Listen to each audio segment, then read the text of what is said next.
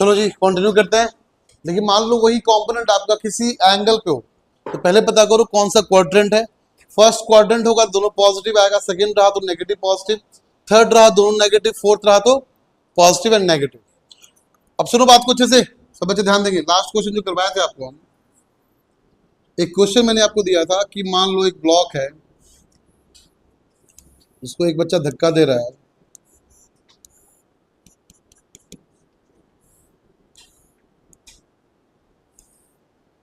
ठीक है, ये 50 न्यूटन का फोर्स अप्लाई कर रहा है इसके ऊपर, और यहाँ पे एक बच्चा और है जो इसको खींच रहा है।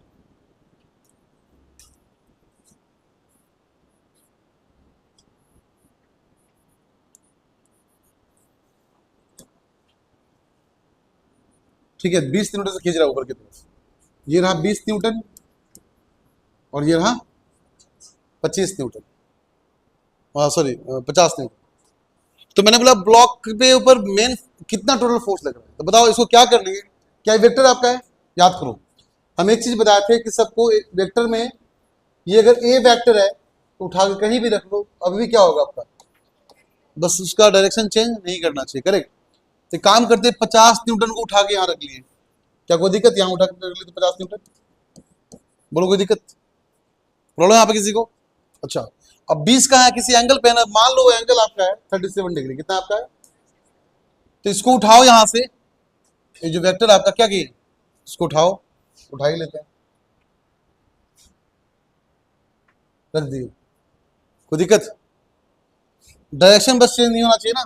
और कितना न्यूटन आपका है, 20 न्यूटन, एंगल कितना है, अब बताओ क्या करोगे। जो फोर्स एक्स पे है कोई दिक्कत नहीं, बट जो फोर्स बीच में क्या करना पड़ेगा, रिजॉल्व।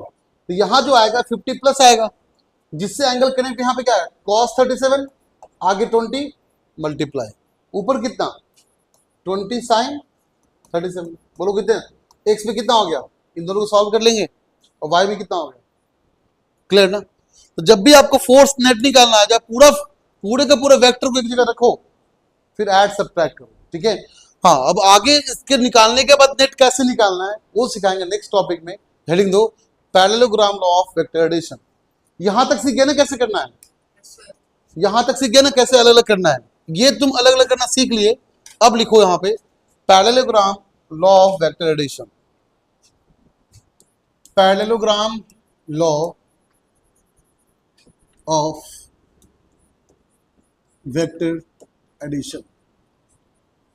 तो इसका प्रूफ भी चाहिए आपको कि पूरा सिर्फ रिजल्ट देके छोड़ दें, अब जैसा बोलोगे वैसा कर देंगे। प्रूफ भी चाहिए कि सिर्फ रिजल्ट दे आप छोड़ दें, बताओ प्रूफ भी दे दें। देखो मान लो, सब बच्चे ध्यान दें, if this is B vector, कहने का मतलब ये ब्लॉक था एक, मान लो इस पे कैसे फोर्स अप्लाई किया, ऐसे फोर्स अप्लाई किया, चेक कर लो, एक इधर अप्लाई किए ए वेक्टर और एक इधर अप्लाई किए कितना बी वेक्टर। अगर इस शेप को आगे बढ़ाया जाए, है ना, अगर इस शेप को आगे बढ़ाया जाए तो कैसा दिखेगा, यहाँ पे चेक करो शेप कैसे बन रहा है, लग रहा है ना पैरेललोग्राम जैसा। इसी को बोलते parallelogram law of vector addition बोलते इसी को। अब बात समझना, ये दो कुछ बीच में एंगल भी होगा, मान लेते कितना एंगल है, थीटा, तो इसको बोलते हैं angle between the vectors, angle between the vector. एक ऑब्जेक्ट पे अगर दो अलग अलग वेक्टर अप्लाई कर रहा हो, तो मैंने बोला नेट फोर्स कितना लगेगा, नेट कंपोनेंट कितना होगा, ऐसे वैल्यू को निकालने के लिए क्या अप्लाई करेंगे, parallelogram law of vector addition. Single पे नहीं, 2 3 4 5 कितना भी, इनफिनाइट क्यों नहीं लग रहा हो, बट फॉर्मूला इसी को अप्लाई करेंगे हमेशा। क्लियर, तुम बताना सब बच्चे, this is B vector, this is A vector, clear. अगर बताओ अगर ये ए वेक्टर तो ये भी कितना हो जाएगा, अभी तो पता है वेक्टर्स आर इक्वल, अगर लेंथ सेम हो डायरेक्शन सेम हो तो क्या बोलते हैं, इक्वल वेक्टर। इक्वल वेक्टर मतलब क्या, ये भी है तो ये भी है, और ये भी तो ये भी, चमका नहीं चमका, बोलो कोई दिक्कत। क्या ये एंगल बिटवीन वेक्टर कितना लेके चल रहे थे हम, थीटा, क्या लेके चले थे। अगर तुम इसको आगे एक्सटेंड करते भी हो तो ये भी एंगल कितना हो जाएगा, चेंज नहीं करेगा ना। अरे जितना एंगल यहाँ होगा सेम उठा के देखो, ऐसे पकड़ो एंगल, यहाँ रख दो, सेम एंगल होगा, एग्जैक्टली सेम, क्योंकि ये कंपोनेंट सेम है ना, पैरेलल है ना ऐसे, तो जैसे ये उठा जैसे आगे इसको बढ़ा दो, एक एंगल होगा। क्या एंगल कभी चेंज करेगा, तो वो थीटा तो ये भी थीटा है। काम करो यहाँ पे ड्रॉ करो एक परपेंडिकुलर, परपेंडिकुलर ड्रॉ करने का मतलब 90 हो गया। बोलो चमका, सब बच्चे बोलना।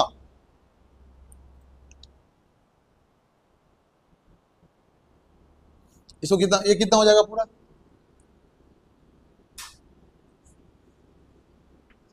हाँ अच्छा, एक बात और सुन लो, जैसे कॉम्पोनेंट रिजॉल्व में आपको बताया था उस टाइम पे, देखो सुनो, ये था ना आपका ऐसे, ये थीटा था ना, सुनो ये थीटा था, तो मैंने बोला जो कंपोनेंट जिससे अटैच होगा वो बनेगा कॉस थीटा, और जिससे अटैच नहीं हो क्या बन जाएगा आपका? तो वाई कंपोनेंट कितना हो गया? साइन। तो मैंने बोला ये कंपोनेंट ये लेंथ जितना सेम लेंथ होगा ना, अगर इसको आर बोल रहे हैं तो कितना हो गया? आर साइन थीटा कितना हो गया? अगर तुम बोल रहे कि ये कंपोनेंट आर साइन थीटा तो ये भी कितना? तो आज के पास ये भी बोलना है आपको कि थीटा के सामने वाला साइन थीटा होता है और थीटा के बगल वाला क्या होता है? Cos theta. अगर ये थीटा है और ये बी है तो ये कितना हो जाएगा? बी। समझा कि नहीं? ये आर कौन होता है? आर हमेशा 90 का ऑपोजिट वाला होता है, तो 90 का ऑपोजिट यहाँ पे क्या है? बी। तो कितना हो जाएगा? B sine theta. अच्छा ये कितना ले ले? क्या इसको हम यहाँ पे बात समझना, क्या इसको रिजल्टेंट बोलते हैं यहाँ पे आर?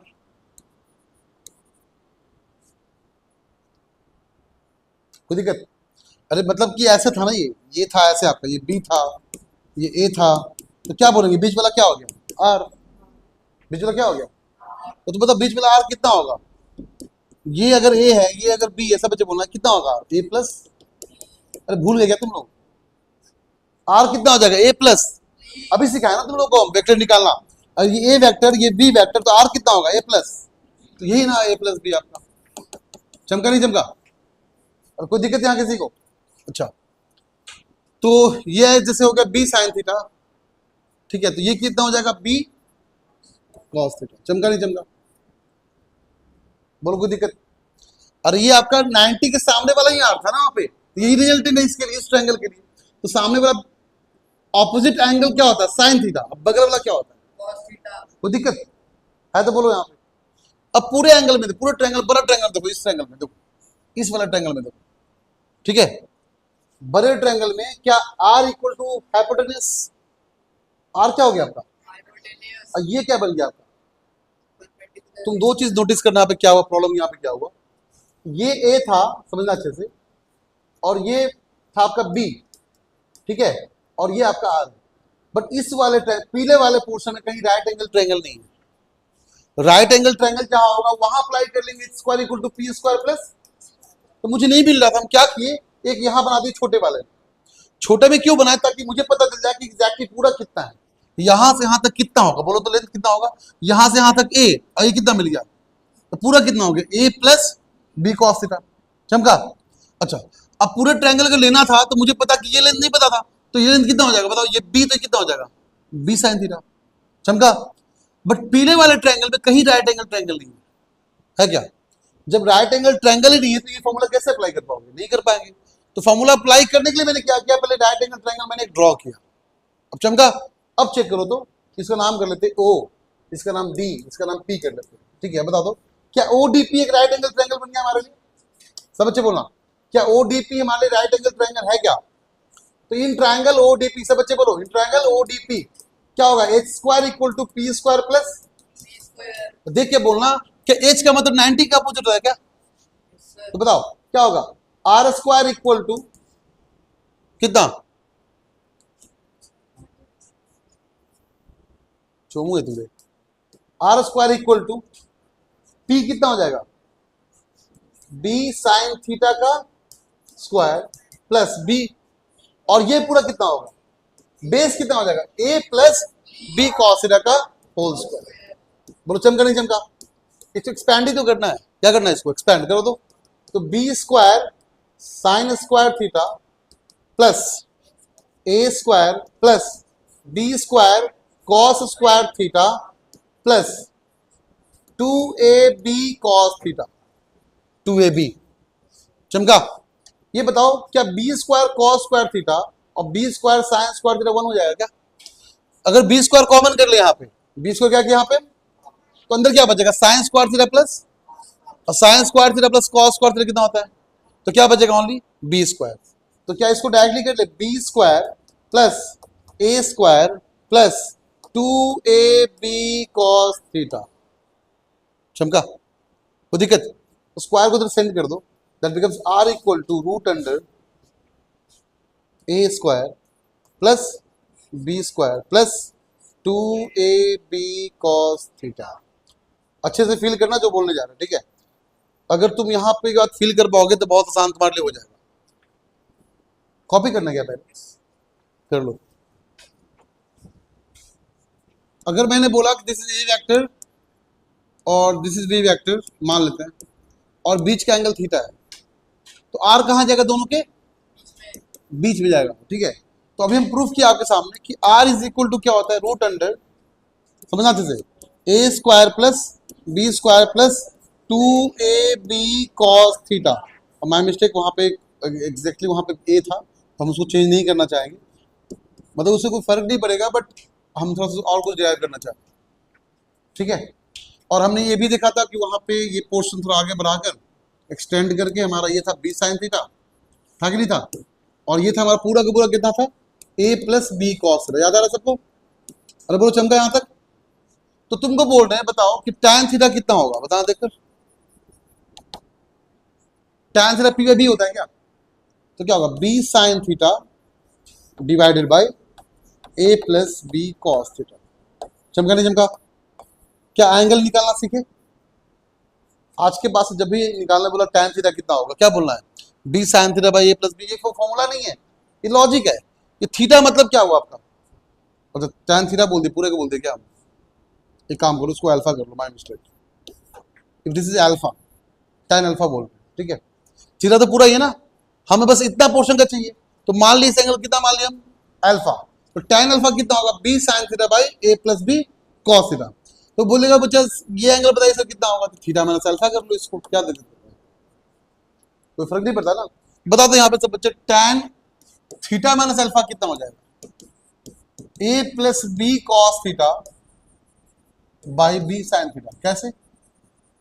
इसको चमका दो कैसे? अगर एंगल ये तुम यहां पे शिफ्ट किया है तो ये वाला बन जाएगा आपका परपेंडिकुलर। चमका? क्लियर ना? ये क्या बन जाएगा आपका? अब बेस हो जाएगा उसके बगल वाला, तो बेस यहां पे कर लेते हैं, तो कितना हो जाएगा? बी साइन थीटा नीचे आ जाएगा। तो अब ध्यान रखना कि कौन सा एंगल निकालना, सामने वाला अल्फा निकालना है कि थीटा माइनस अल्फा निकालना है। क्लियर है क्या बोलना चाह रहे हैं? ठीक है, नाउ अब देखो यहां पर समझो बात को। अगर आपने बोला r इज इक्वल टू,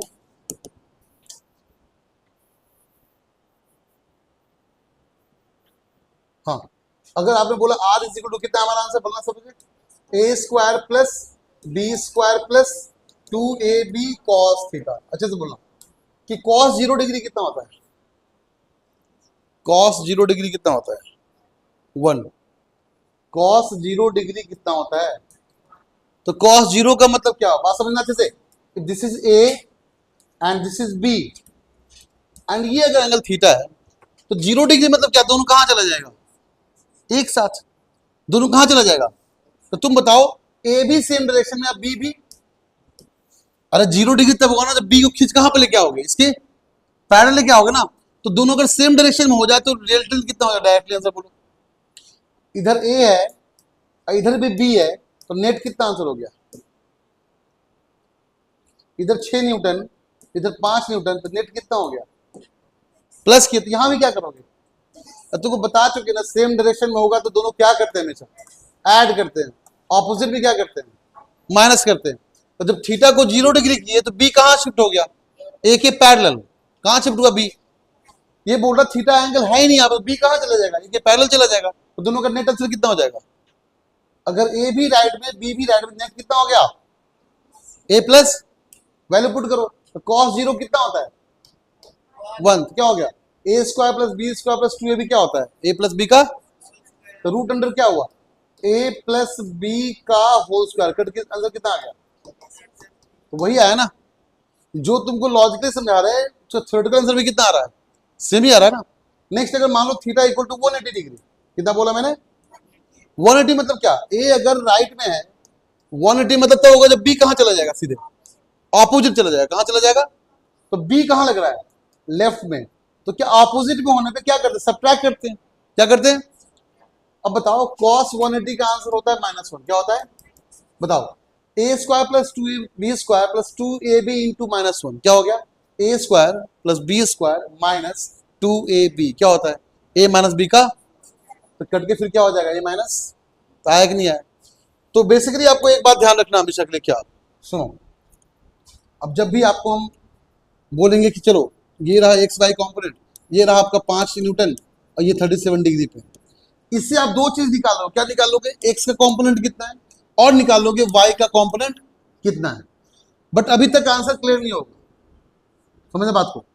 अगर नेट की बात करें, दोनों का नेट कितना आपका है 5, इन दोनों का नेट कितना है आपका है 5, तो एक्स कॉम्पोनेंट वाई कॉम्पोनेंट का नेट जो होता है ना वही आपका रिजल्टेंट के बराबर होता है। और रिजल्टेंट कैसे निकालेंगे आज के बाद ध्यान रखना, अगर मैंने बोला दिस इज 6 न्यूटन और दिस इज 8 न्यूटन और बीच का एंगल मान लो 30 डिग्री है, तो लिखेंगे कैसे, बात समझना, लिखेंगे रूट अंडर 6 का स्क्वायर प्लस 8 का square plus 2 into 6 into 8 into cos, कितना आंसर है 30 डिग्री। एंगल हमेशा दोनों कंपोनेंट के बीच वाला डायरेक्टली लेके चलेंगे ऑलवेज, चमका। इसी को बोलते हैं parallelogram law of vector addition. जब भी कोई दो कंपोनेंट किसी एंगल पे हो उसका नेट निकालना हो तो उसको नेट निकालने का तरीका दोनों को अलग अलग, मतलब तुमको फॉर्मूला 9th का याद है ना, a square plus B square plus 2ab याद है ना सबको, बस वही लिखकर लास्ट में कॉस थीटा ऐड कर देना और कुछ नहीं करना है, अलग से कुछ करने नहीं बोल रहे, a square plus B square plus 2ab और लास्ट में कॉस थीटा एंगल दे देना और सॉल्व करना, आंसर आ जाएगा। चमका क्या बोलना चाह रहे हैं, तो जल्दी से लास्ट पेज भी कॉपी कर लो, कहाँ गया, ये हो गया था ना, ये कॉपी कर लो, एक क्वेश्चन करवाते हैं छुट्टी करते हैं।